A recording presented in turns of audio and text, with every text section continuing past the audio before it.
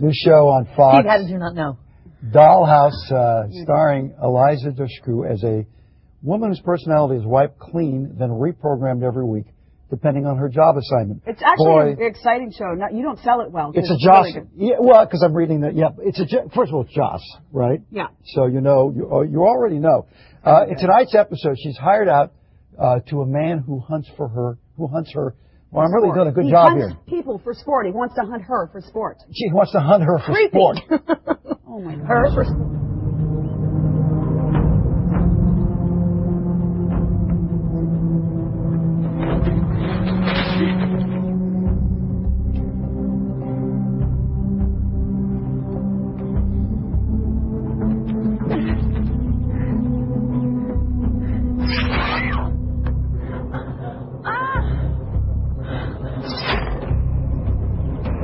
From being here. Hi. How are you? How are you? Did I set that up really nicely? I think you did a fantastic job. Thank you.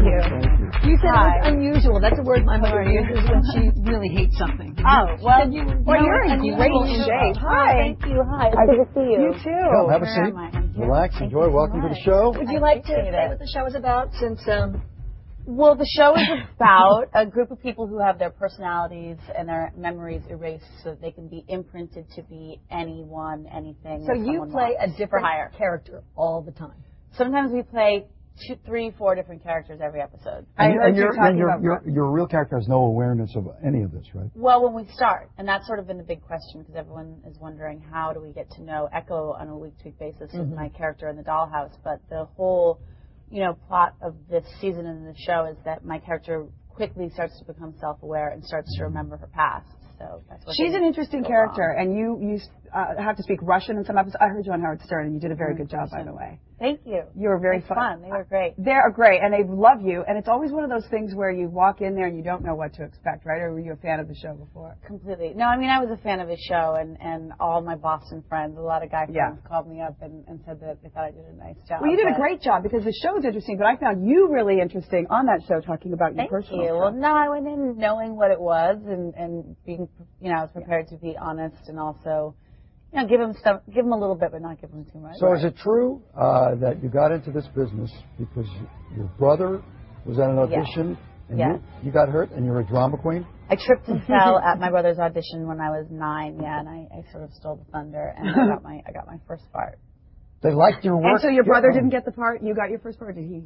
No, well, actually, he got that part. It was a Bart Simpson commercial, but they called me in a week later for a feature. It was an independent Warner movie, and it was an 8,000-girl search, and they flew me out to L.A., and it just sort of... And is this something you wanted, or did you really just trip into it? Never. I mean, I wasn't even that kid that watched Punky Brewster when I was a kid, and I want to do that. I mean, I had no... It's just been very sort of random... like dumb, but good luck. So are you committed to it, or do you still want to be a teacher? No, well, I mean, eventually, but I have to say I'm much more committed to it, especially in the past couple of years, and especially now with my producer. And this show, because you're a big part of this show. Well, sort of becoming a producer in the past few years and working on this show and having that much more invested in it. I love it. I love the inner workings of the whole thing. I like how the women are strong and sexy and taking on roles that, doing everything. I read where you said that you read reviews because you're a producer. As you know, as an actor, a lot of actors don't want to read anything negative ever, but you want to read to know what people are saying. Absolutely, absolutely. And then, to be prepared to sort of talk about the show in that element. All right. Now, people who have followed your career and watched Buffy and watched Angel and watched this, it's a kind of strange group of people in a way. Is that fair to say?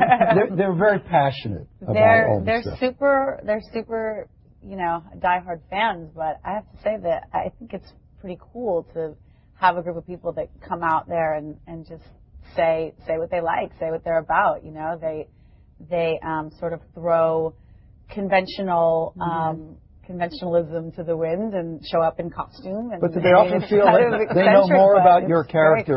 They know more about your character than you do, right? How can you hate that kind of support? I mean, okay, like what kind of costumes? Well, they show up dressed as vampires, or they show up with tattoos that my character had, and then wonder why I don't really have them. And they just show up wherever you might be? No, it's usually like conventions and premieres and things like that. But again, it's just flattering, and it's the support is really, you know. How are you handling the no privacy machine aspect of this business?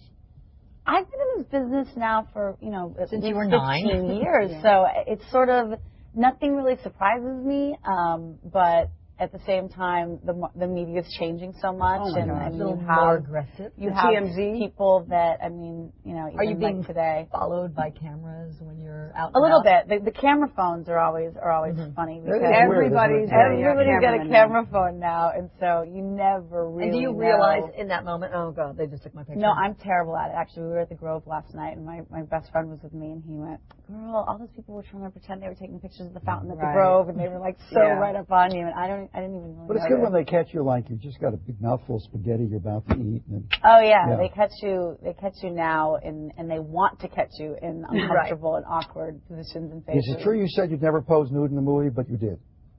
I said I would never pose nude in a movie, and I did not. Oh, There was a scene in a film, an independent film that I did this past year called The Alphabet Killer, where I was changing, and I think there was a little bit of a glimpse from the side. But yeah, I mean, we were on a movie that cost about, $500,000 to make. See, and, you know, side boobage is no big deal. Didn't have that many takes, and it was just, it wasn't gratuitous in any way. We call it sidage. Yeah, side boobage.